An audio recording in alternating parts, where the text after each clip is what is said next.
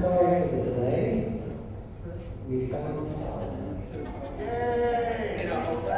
Drifting around the campus of the high school alone and rain. I love my kids right now. So, thank you for coming to our conversation today. I'm going to say a few words of introduction about our moderator, who will then introduce our guest when he comes out. But before I do that, I want to make a couple of housekeeping announcements. We have a couple of added screenings today.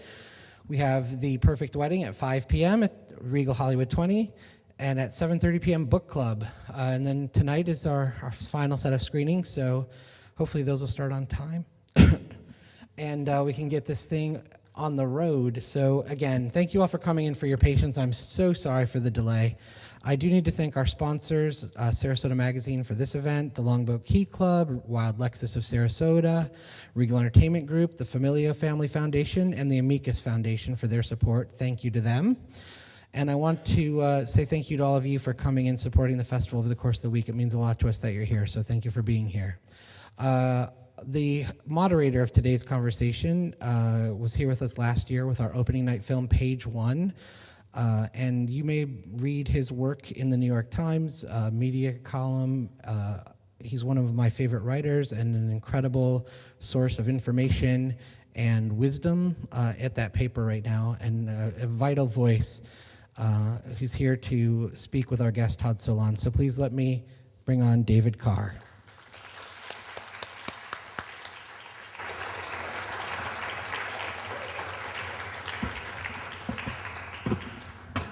I heard two versions of what took Todd so long to get here. One was that he refused to come backstage until there was nothing but blue M&Ms. And the other was that he had been taken hostage by a group of Sarasota retirees who were unhappy with the ending of Happiness. So I'm not sure what the truth of it is, but I did want to say that coming to this film festival last year, it was a sort of by the way, we're going to do this thing, and I thought, oh, I'm going to go to some janky little film fest in Sarasota, Florida. That'll be lovely. And I got here, and the breadth and ambition of this festival, as sort of curated by Tom and executed by dozens and dozens of volunteers, just sort of took my breath away. And it's a privilege to be back.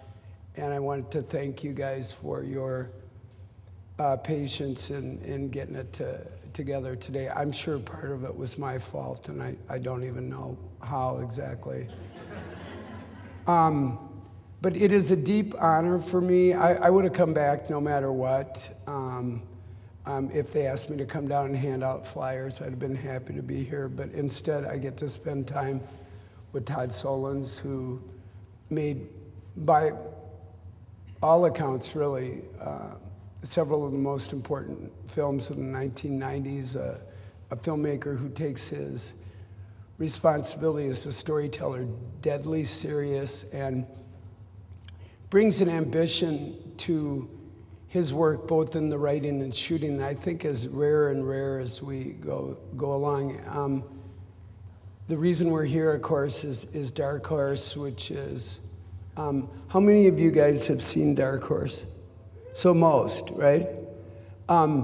Which is, you know, sort of your classic boy meets girl, except it's through the prism of Todd Solondz. So it doesn't exactly end in a hug, I would say. but it's a very deep honor. I'm vamping a little bit on the theory that Todd is here. Am I supposed to introduce him? Todd, are you here? Please say hello to Todd Solondz and his remarkable green glasses. Hello. You didn't wear the stunt glasses. Sad. But you brought your, is that a hat? Can we just see it on you, please? When we go outside, Okay, all right. We had an opportunity to chat yesterday, and I was struck not just by your openness, by your curiosity about all things, the breadth of human experience. I thought he's so sweet and so nice and so bright. And then I thought, but you make movies, and you make movies the hard way. And so when it comes time to sort of get the funding together and direct people, do you like sprout another head and suddenly turn into an ass? Or are you nice all the time? Well, I think it's important always to be polite amongst our colleagues and people you meet and so forth, but I think it's important to be not so polite when you are writing, when you are actually writing a script or making a movie. It's emphatic that your work not be polite. But as a filmmaker, you have two jobs. One is the work that you create, the film, and then there's also the part of you that has to be aware of the business of film. But I try to delegate as much of that to the producer that I work with. But I don't think you can survive as a filmmaker without having being aware of both aspects of the nature of film, because unlike writing a book, it just requires a lot of money. But when you sort of gather this village that you have to, this temporary village to make a movie, I mean, you work with not a pencil, but you know, an 800-pound pencil. I mean, there's an apparatus that goes with filmmaking that requires not just collaboration, but leadership. And I think in the instance of Dark Horse, you cast Christopher Walken, who totally kills it. I mean, he's amazing. But I think of that as, well, you'd have to be something of a lion tamer to like get all these. You've worked with some of the greatest actors of our generation, and each of them needs has separate needs. When you're on set, do you think of yourself as a lion tamer or a nursemaid or both? I mean, how do you keep everybody happy? Well, I don't know that I always succeed, but when it comes to the performers, the actors, my job is to get the work, the performance that I need from my actor up onto screen. So whatever it takes, I'll do it. If an actor needs me to hold their hand, I hold their hands. If they want me to stay away, don't talk, okay, peace, you know, I don't talk. As long as I get what I need, that's the critical thing. And I always have to, you always have to maintain, even at the end, a cordial relationship with your actor, because oftentimes you may need them. You don't know for sure in the post-production process, maybe many months later. But I've had most everybody I've worked with on the productions of my films, I would work with again. Do you think they feel the same way about you? I don't know. Maybe not. I really don't. No, I'm not saying that in a smarty pants way. I mean, but I think you're known as a actor's director. People like working with I mean, you. the actors certainly, yeah, I've had mostly very, mostly gratifying experiences. It's, you have to, you have to just, as a director, you have to always assess the character of the person you're working with as quickly as possible, so that you'll know, how to talk to that person, what to say, what not to say, what buttons to push and what buttons not to. I'm not aware of any actor I've worked with that would not work with me, but I don't know. I feel like I know a little something about directing because at least that's storytelling, so that's something that I can see from what I do. I've never really understood acting.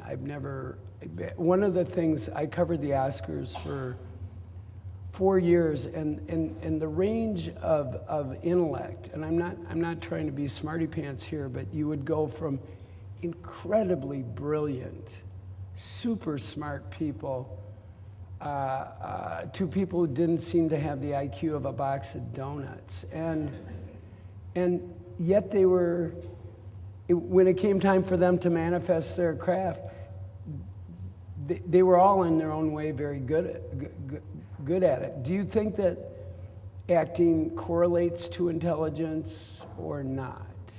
Well, it's a form of intelligence. It is a gift, and it's something that you're very much aware of through the audition process. When almost all of my actors, most 90% of them have all read from me, and you see so many actors that when someone makes you really wake up and listen, it's something very special when that happens. Sometimes I think, is there something wrong with my writing, because it's just not happening. I've seen 20, 30 actors and it's just never popping. And then someone comes in and all of a sudden it takes on a life, and you say, it's just finding the right actor for the right part. There are, I had an experience with Chris Penn years ago, who I think was a really remarkably talented, intuitively gifted, instinctively gifted performer, and had a complicated, difficult kind of life in a way, and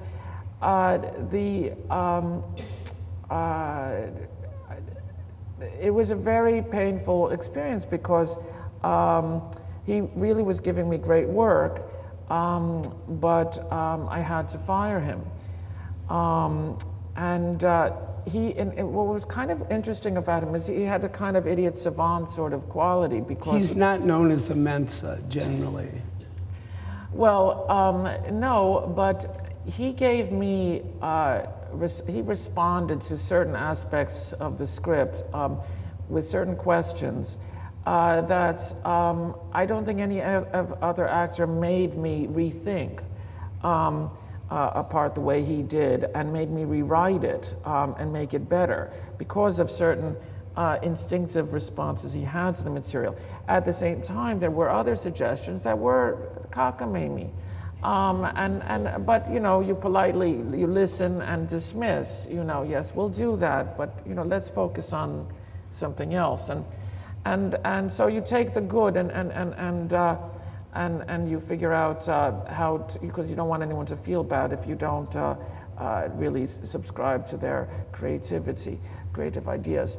But it was, he was a situation, where I had to fire him because he just couldn't function, because he had a certain kind of drug problem, and he really could not function. I've worked with I've worked with functional alcoholics, and that's been okay. But it's just only when it becomes non-functioning. And so it was very painful, because had he not been doing such fine work, it would have been a very easy decision. But because I saw how gifted, there's something very moving about him. it was a very, very painful one. What I thought about, I can understand in your world, what the arrangement that you've made is you are a professor at NYU, and you teach, and I know from talking to your students that you're a gifted teacher and you care about what they do, and people love listening to you, as these guys probably do, and you're good at it, and maybe you're sending some people out into the world that have a little more skill than they did before they met you, which is deeply satisfying. At the same time, a lot of people in your position that are making movies that are not popcorn movies, what they'll do is they'll either make a movie or more often television, where they'll go in and they'll hand crank a bunch of television or a film that will enable their own work, and so it's sort of one for them, one for me, one for them, one for me, and you know, you've got a great deal of skill as a director that I'm sure would be fairly marketable, but you really haven't gone that way. Yeah, I mean, I have, you know, it is a golden age for television now. There's a lot of very fine work in writing that is broadcast as never before, really. And yet, I have no interest in directing an episode of one of these successful TV shows, because I feel that it's not a form that's designed for the director. It's really a writer's game, and there are people. You know, why hire me? There are people who would be much more adept and much more knowledgeable about the television show than I am. So it just never interested me. You say one for me, one for them, one for me, one for them, but there are very few, period, filmmakers who work outside of the system in this country, right. At all. And it's hard to, you know, if you make one movie in the 90s and another movie in the aughts, once every 10 years, it's hard to characterize that really as a career. It's economic forces that are at work in making filmmakers like myself very scarce. Jarmusch still manages perhaps to cobble together some money. I think Hal Hartley's having a very hard time. There are a few, but really just a handful of filmmakers who you could say over 20 years, let's say, have made a reasonable amount of work. If I were French, if I had citizenship there, it wouldn't be an issue. I would have a career because they have subsidies for filmmakers like myself. I think 10% of the ticket of a movie there goes towards a subsidy to support filmmakers.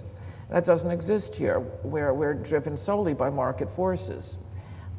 Claire Denis, who is something of an icon in France, perhaps if she had been American, she might have been able to cobble together money for one movie, but certainly she could never have had a career in this country. She would have had to either direct episodics or teach or do commercials, because it just doesn't support that kind of work.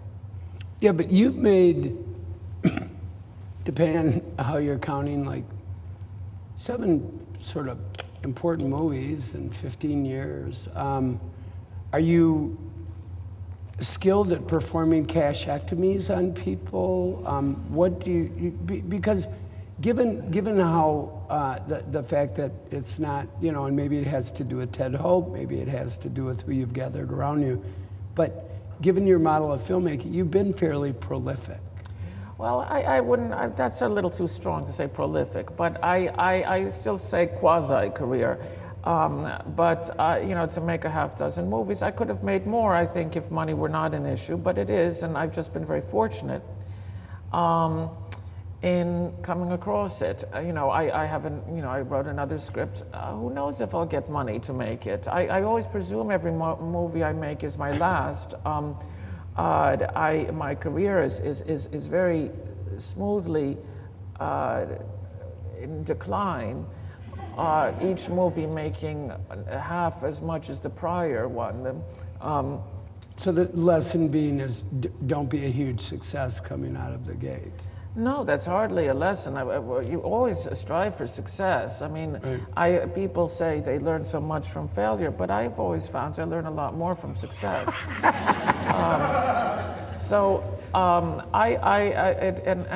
Also success it opens doors. It's very pleasant, and painful, and failure is very painful. And sometimes you just throw up your hands and how did this?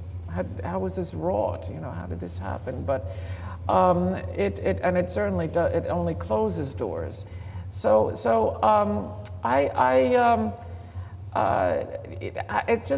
much is luck, and the alchemy, the forces.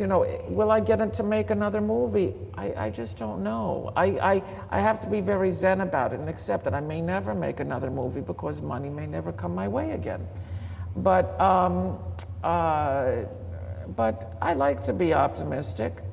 The act of writing any sort of script or making a film is always a great gesture of optimism, a leap of faith, and that because you have some hope that maybe this will something wonderful will come of this. It's a kind of marriage. You get married because you believe in a great possibility. There's never any evidence, of course, that anything will work out. But you live on that hope, because it's also hard. The obstacles are also crushing. It takes a kind of tenacity and conviction about one's work that it has to be that much worthwhile to put yourself through all of this. Yeah, but hopefulness and optimism, I wouldn't say is a real theme of your work. That's true. I've heard you say it before. One mustn't get too hopeful. Well, it's a question of context always. Hope, is kind of neutral. I mean, was it good for, the Jews going into the gas chambers to be hopeful? It's all about context. Is it optimism, pessimism? They don't have any meaning outside of context. But in terms of if that's what's going to help you write and get a movie made, it requires a certain amount of optimism. I don't see my movies as pessimistic or as bleak as others. It's really a question of the way in which you take it in, what you glean from it, the way in which you experience it. I'm very, it's. The tricky thing, if you're an aspiring filmmaker, and I can't tell who's out there, I can't really see anyone, but I think when you're young in particular, the danger is always being clever. That cleverness is something, it's a facility some of us have, and we like to show off how smart we are. It's a very dangerous kind of seduction because it's sort of like when we have answering machines and you leave a clever message, and after a little while you get a little tired of it. It doesn't have much staying power. Sort of like you say, let's come up with a clever name for a production company, and everyone thinks it's really funny, and then you're stuck with it, and it really gets on your nerves, Yes, it does. So What's the name of your production company? I actually have. It's complicated because of the way things work, but I kept it simple. I have a small, medium, and large. I also have an extra large, but when we used extra large, they thought we were pornographic. Right. So I keep it the other sizes, it's an accounting issue. The issue is what is it you're in love with? What is it that compels you? What is it when you're alone and you're not with all your cool and hip friends? What is it that really stirs you? That's the stuff, that is going to be compelling. What is it that embarrasses you, that you fear to expose about yourself, your feelings about others, or about the worlds in which you live? It's those intimate feelings that one has that I think are going to bear the best fruit for you. We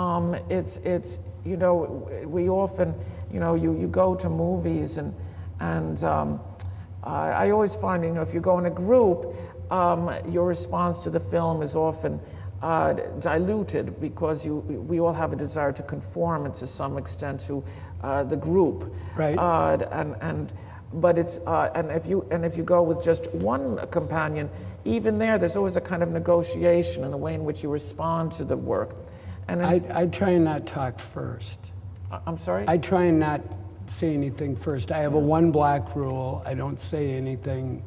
We went and saw Gaby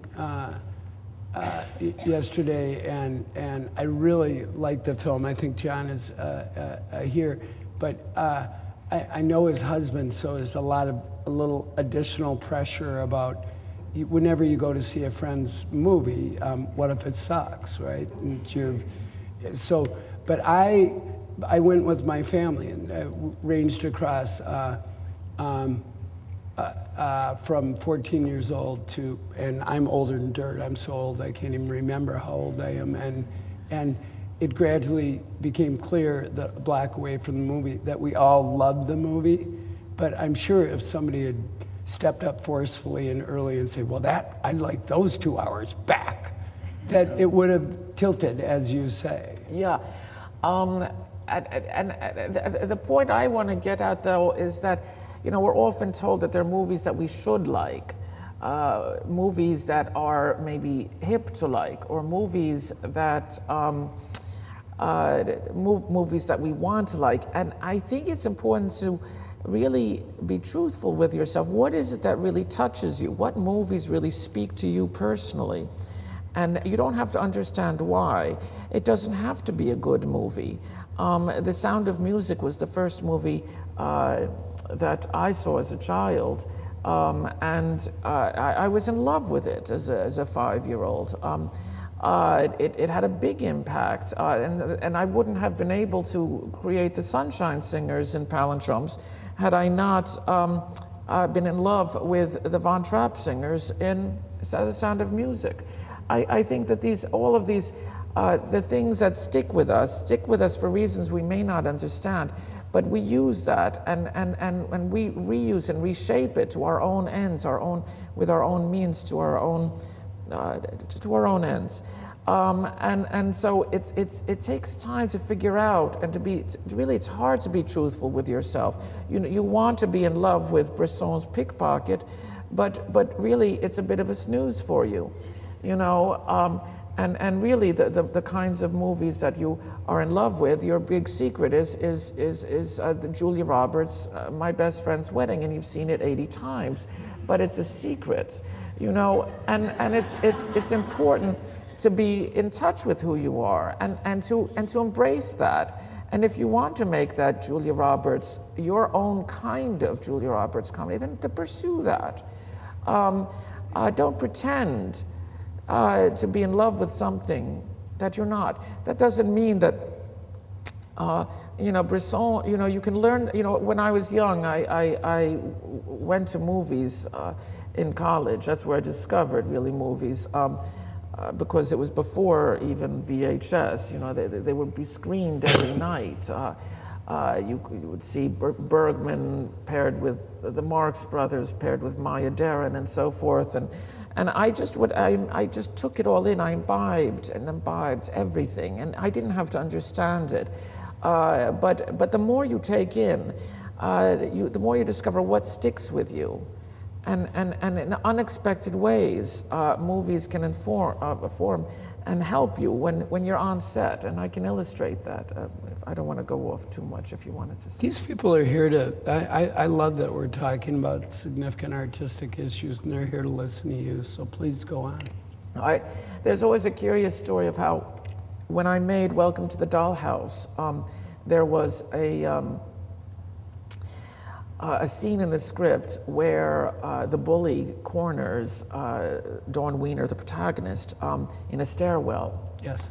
And it was written very shadowy and dark. And when we actually got into production, and we were fortunate enough to find a location that would allow us in, we got a school that didn't have any stairwells. It was really a genius of an architect who designed it, because there wasn't a single corner in the whole school. It was bully-proof. You know, I couldn't figure out if I were a bully, like, where would I go and slug someone? Where, you know, there were no corners. So it was a bit of a problem, a conundrum. How do I solve that? And in the most oblique way, I then remembered the famous scene from North by Northwest in the cornfields, and where suspense is created through light and space. And so what I did was I moved the scene outdoors. I moved it by the exit outside, so that when you look over the bully's shoulders, I put a soccer game in the background, so that while he's threatening the poor girl with a knife, we see behind his shoulder in the background a beautiful sunny day, children playing soccer, having a lovely time, having fun and innocence, and the world, and it becomes a scene where, you know, in which it's implicitly understood the world doesn't care. The world goes about its wonderful business, even as you experience this sheer terror. And so it's an illustration of the funny ways in which movies, from all that you take in and that you read and that you see, helps you at those critical moments, and you say, oh, I can steal that. I'm interested in, you know, I characterize your work as perhaps not optimistic or hopeful, but I do think that the sort of redemptive power of the human spirit and the durability of it is manifest in what you've done. What I'm interested in is you are kind of like a dog on a meat bone. When you get on something, you don't necessarily let go of it. You know, at Palindromes, you're kind of doing a character 8 different ways. In Life During Wartime, you're revisiting not just thematically, but story-wise, happiness and the. So, there's a persistence of concerns in your work where there are certain things that engage you. And so I hadn't seen the movie, I hadn't seen Dark Horse before I came here. And I thought, Boy Meets Girl and Todd Solondz. That'll be interesting. And it's kind of, the setup is a cue that you're about to see a Judd Apatow movie, a filmmaker I adore. And unironically, I sit there in the third row with a big bucket of popcorn and just love every second of it. And so you have a sort of large oafish character that refuses to grow up, but he doesn't warm up as he goes. I mean, life continues to anneal him and come after him, and either in actual life or in character conversations conjured by him, people take his measure and say, you're a schmuck, you're lazy, you don't do anything. And he doesn't, it shows that he knows, but it doesn't really show him learning, does it? Well, you know, to me, what interests me is I don't want this is a character living a kind of pathology, a pathological condition, really, who resists growing up, and his mother mothers him, treats him like a child, and he's in a rage inside. He's in great pain at the same time, and I never want to soften the truth of what a character's about. My aim, rather, the hope is that by the end of the film, the audience will come to look at him in a different way. That for all the bluster, for all the obnoxiousness, let's say, that there is a kind of pulse, a human soul struggling and bleeding. And that moves me. It's about, I want the audience to be able to get there. I don't want to soften him up for the audience. Yeah, you make them do part of the work. Yeah, for me, that's more compelling experience. Maybe the audience will fight it. I don't like you, I don't like him, I dismiss him, but I want to make it maybe not so easy to dismiss this person who I feel for every time, there's just a shot of him after his failed romantic overtures, just him walking to his room. And I'm moved even by that. As was I, because in a way, it's like he proposes marriage impulsively to a woman who's essentially a zombie. I mean, who is either on meds or so traumatized about what she's been through. But part of me, when he did that, it's like, okay, you're clumsy, you're stupid, you don't know really where you are, you're not hip to the ways of the grown world, but you are going for it. You are trying. Exactly. I respect him for, he puts himself out there, but he puts himself out there in a way that's doomed. And I mean, he goes, there's a kind of desperation in the way he goes about. He wants to grow up, and he's afraid of growing up. He in some sense, he invites failure. This is a character who talks about how horrible mankind is and how everybody's so terrible. He makes that speech to his mother. Yes. Played by Mia Farrow. Yes, and how terrible people are. And yet, the movie does serve to undermine this worldview, for it is, in fact, right there in his workplace, there is a woman who cares for him, who pines for him, who has affection for him, and to whom he is blind. This is what, for me, is what is tragic. You see, everything else, it's a kind of a death trip. I mean, it's a guy who's cornered and trapped and trying to find an escape to become not a man-child but a man.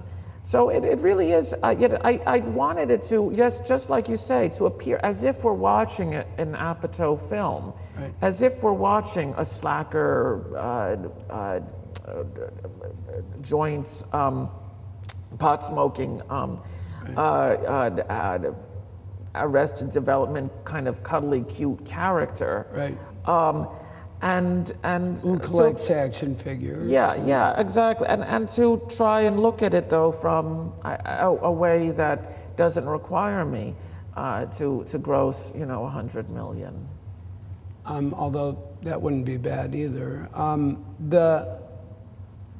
One of the things I noticed is that you used kind of very familiar tropes in terms of, okay, the parents are watching TV.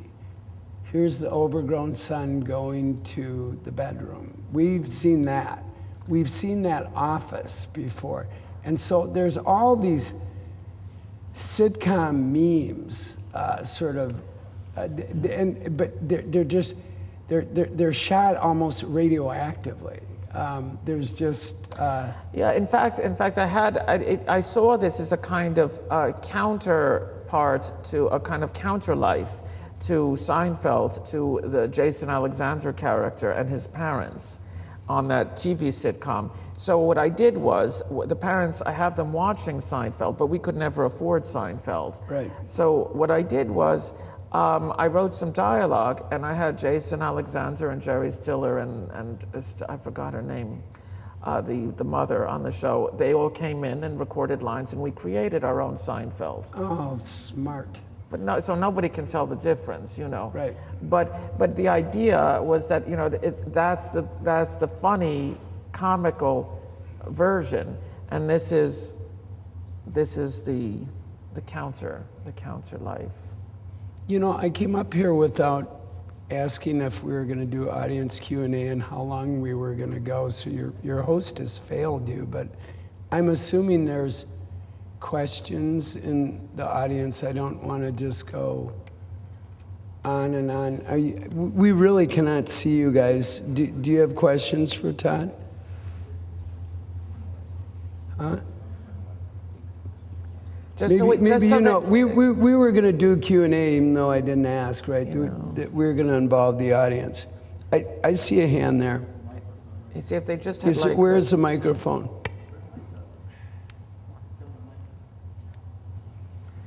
Just speak What time loudly, did we but- start? About 12:30, you guys? Yeah. I have a question that both of you could answer.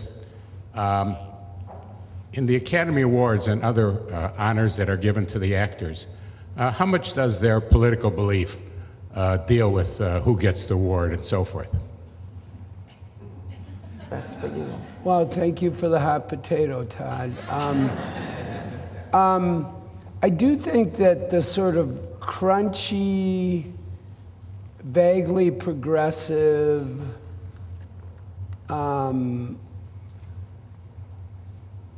LA sort of political dynamic does play a role. I mean, how did Crash come out of nowhere? When in fact, you know, Paul Haggis is a great filmmaker, but how did it come out of nowhere? And well, it was about cars in LA, and it was about races getting along and not getting along, so it hit all buttons. I'm trying to think on, if you think of the Screen Actors Guild, I would say it's sort of like media in general, that if you had to give them a truth test, you'd find out there's a lot more Democrats than there are Republicans. But let's think about this for a minute. Did Charlton Heston ever win? Do you know? Yes? I think he, but you know, I think he did. I think he did. I think he did. Yeah. And Bo Derek, though. okay. But what about Mel Gibson? Is he one? Yeah, he won. He won. Yeah. You know what? The Oscars, to me, I covered them for 4 years, and trying to make sense out of how things happened. I got lucky the first year in predictions, and I was just terribly wrong afterwards. And part of the reason that I quit covering the Oscars is there's an entire $100 million industry arrayed over the Oscars, just the parties, the spending, and the paper I work for makes money off of it. So I'm not suggesting that, oh, those guys are horrible. We certainly participate in it. But I'm the kind of person, if there's a movie here, I want to be in the third row with some popcorn and there in time for the trailers. And I always think it's going to be great.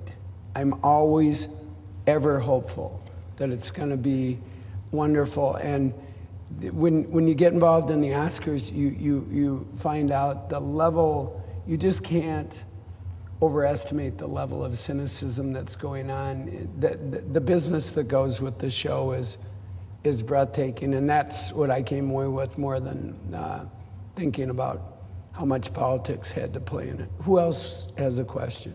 Go ahead, young lady. Very cool shoes, both of you, by the way. Very nice choice in footwear today. Thank you. Mine are sort of new, so I appreciate it. Yeah, black on black, very nice. Sunshine yellow, too. But my question is about happiness. I hope to write for the screen one day, so I'm curious about your process, particularly with happiness, as it is sort of a collection of all these different people's stories sort of arranged as vignettes and then scrambled together. So how did you do that? Did you say, like, write Philip Seymour Hoffman's character one week and then the pedophile the next, or was it just like little snippets coming from all over, and how long did it take you? I don't know, it probably took me 30 years. You know, the way I look at it, when you write anything, you know, your ideas, your stories, they incubate, and the actual literal writing, maybe 6 weeks it can take, you know. It doesn't, when you think about, if you wrote 3 pages a day, you'd have 3 feature scripts a year, but the brain doesn't really work always quite so tidily as that. That script, I just started at the beginning, as I normally do, I suppose. I just started at the beginning and I just kept writing. On that script, what I did was, I think I wrote 30 pages, and then what I liked to do at that point was show it to a friend that I trusted, and I had really one question. Do you want to keep reading? Do you want to know what happens next? And they said yes, so I kept, and so then I gave another 30 pages. And I said, yes, let me see what goes on, what happens next. And so that because I was a little nervous about the subject matter I was dealing with, but I just wanted to know, on a story level, do you want to know what happens next? And so that's how I got to the end of the script, and it was something, you know, after the success of Welcome to the Dollhouse, every door was open to me, and I wasn't accustomed to success. I suppose I was a little bit uncomfortable, in fact, with all of that success, so I wrote something that I thought would close every door. Well, it worked a little bit. I mean, choosing a pedophile as sort of your hero. Well, I don't know, I would call them a hero. Your main character. I'm not even going to say the main character, but certainly the one that was the most shocking, I think, for audiences, the way in which the pedophile was portrayed. But you know, it wasn't catnip to the studios, and I didn't expect it to be. That said, you know, as a filmmaker who works outside of the studio system, that's never to be taken quite so literally, because the financing of that movie was from October Pictures, a subsidiary of Universal. So it was Universal, a studio, that financed that movie. Of course, when they saw the movie, the president of the studio said it was morally repugnant and wouldn't allow it to be distributed. Other than that, he liked it. Right, by October Films. And so what happened was they provided a loan to a company that was set up to distribute the film in the States, and so that if the film became profitable, the studio that found it morally repugnant would at least make some money. Right.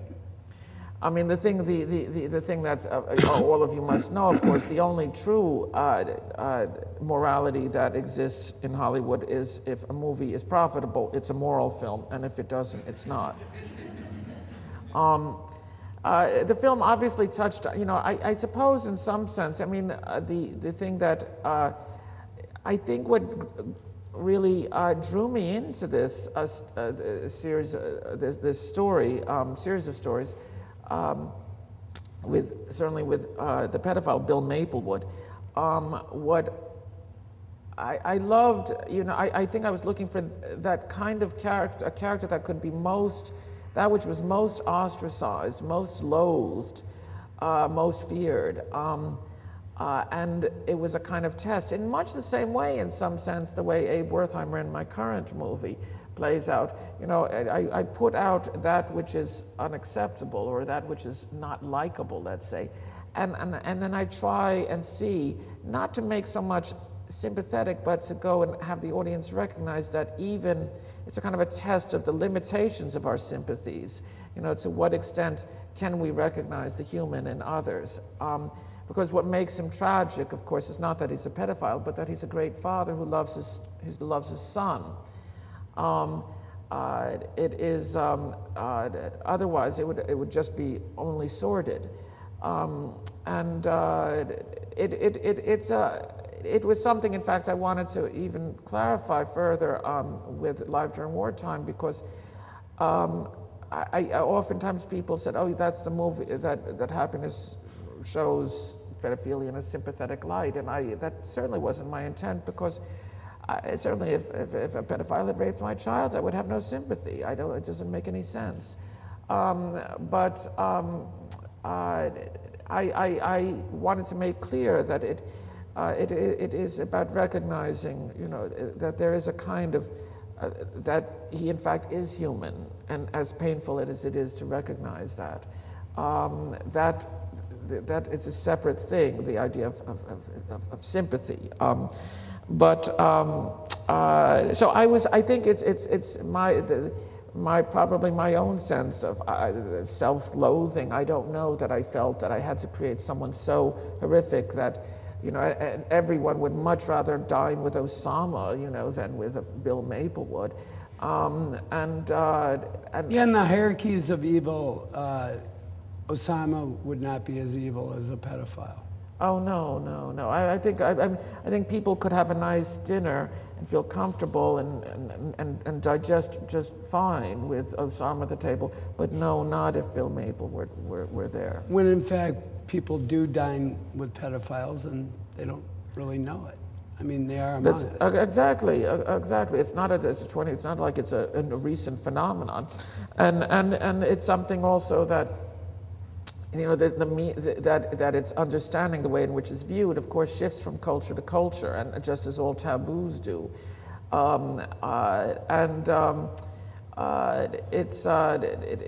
The movie's not interested in. I didn't really even do any research on the subject. You know, that's, you know, you're a writer. It's you know, I probably had read a few things.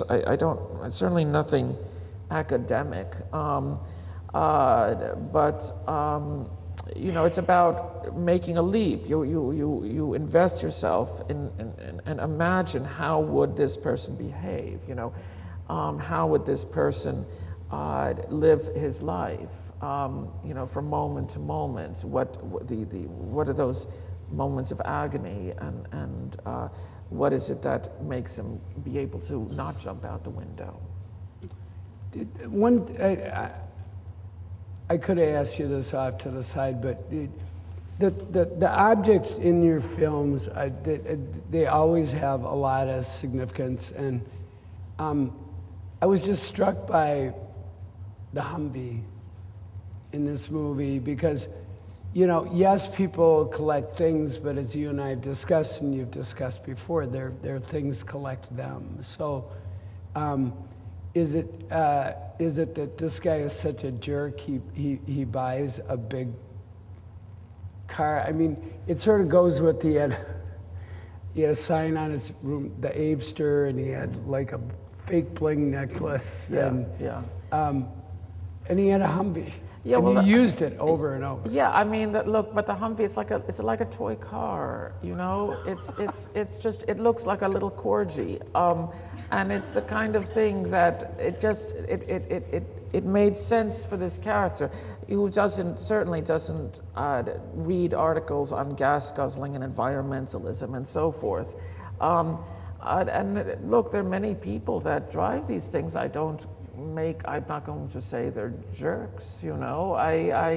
There are so many people who drive all sorts of, we all have our flaws and our weaknesses, and we eat the wrong things, and we buy the wrong things, and But that's part of that we're all complicit in the corruption of living as Americans. It's something we cannot escape, or whatever nationality. You always have to be complicit.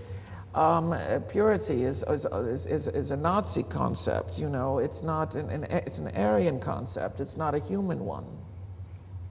I think of you as a particularly American filmmaker in that regard, in that you,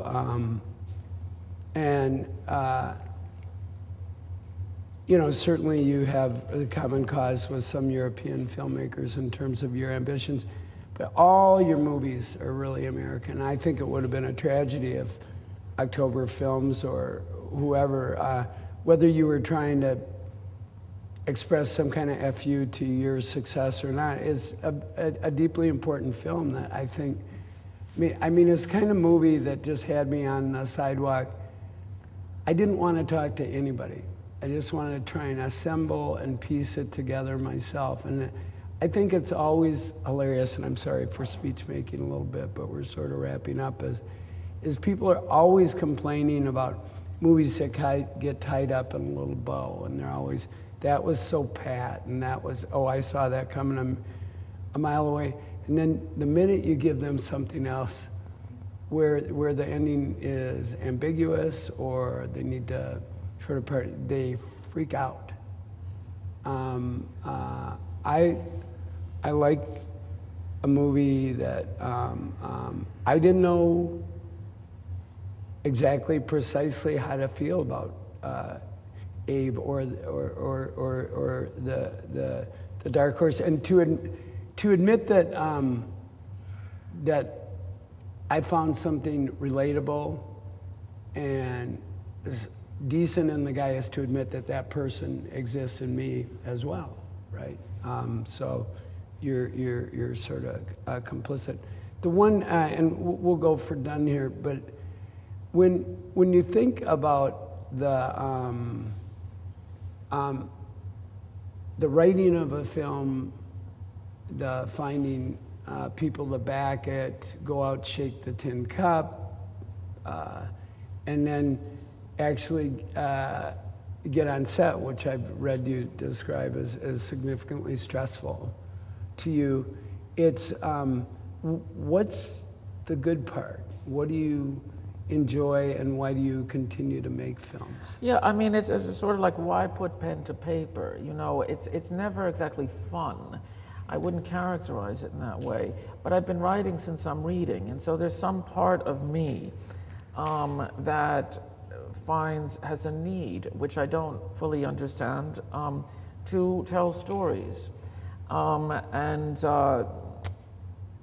In some sense, every time you embark on a film, when you write the script, I always think it's genius, it's perfect, and of course once I'm in the cutting room, I'm chopping it up and realize how deluded I was when I embarked on production. But it's a process of discovery and self-discovery at that. What is this that I have wrought? What is this movie? It's not quite what I thought it was. If I'm lucky, it'll turn out better. But it's never, it's everything, every movie in some sense is a kind of, as successful as it may end up being, it always fails on some certain levels as well. And that always lights a kind of match to it, like, next time I'll get it right. Next time I have the movie, I have the great story, I have the great thing. And you have to, in some sense, have a great, ego to think this way. Sensible people would know that they're not really they don't really have it together. But so it's a tremendous for me gratification that I got to even make these movies. That they mean something to me, and it's it was very eye-opening and gratifying to see that they mean something to others as well, people that I don't know, people in foreign countries. It's all that one dreams of when one is an aspiring filmmaker. So while the process is very stressful and it's not fun, that doesn't mean it doesn't have its gratifications.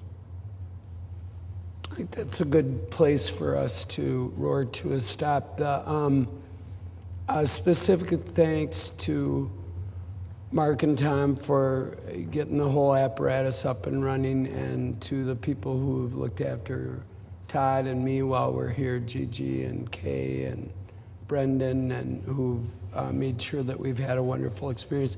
That's all grand and wonderful, but you guys waited 20, 30 minutes for us to get it together and sat patiently while we talked and did us,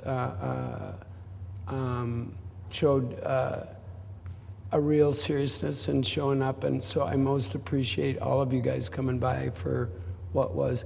You're a weird guy to talk to because most directors, it's weird to be on stage with the director, and I do a few of these a year.